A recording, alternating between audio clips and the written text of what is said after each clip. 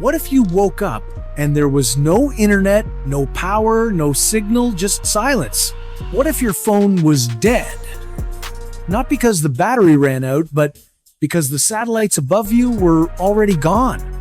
What if governments couldn't speak? Militaries couldn't wait?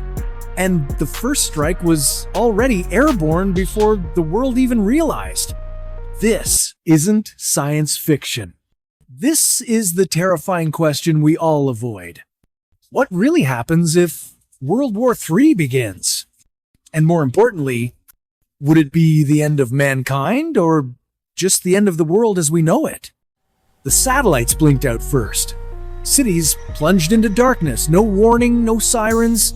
People stood frozen under silent skies as communication networks collapsed. Panic was instant. In war rooms across the globe, military leaders scrambled. Red buttons were uncovered. This wasn't fiction, it was the moment the world changed. If World War III began, would it really mean the end of mankind? Let's dive into the terrifying possibilities and separate myth from science.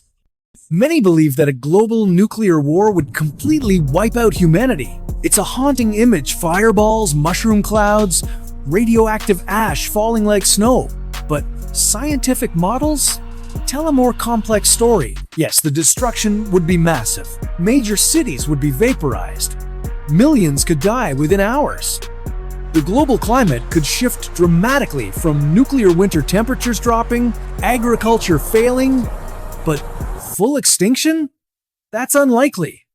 According to studies from institutions like Rutgers University, certain parts of the world, like New Zealand, parts of South America, or Iceland, could survive the aftermath with enough food and isolation to rebuild. These areas may not be targets.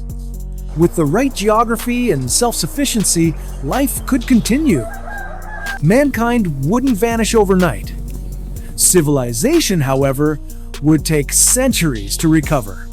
The second myth says advanced technology, AI, satellite defense systems, missile interceptors would stop a global war before it spirals out of control.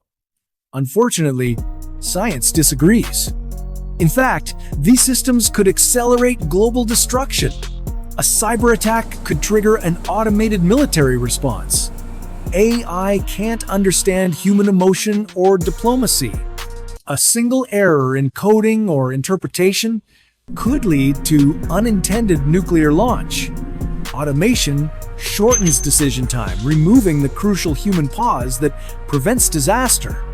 If World War III starts, it may not look like the wars we've seen before. There may be no front lines, no battlefield honor. Instead, it would be a war fought in milliseconds in the skies, in cyberspace, beneath the oceans. The first blow might not be a missile.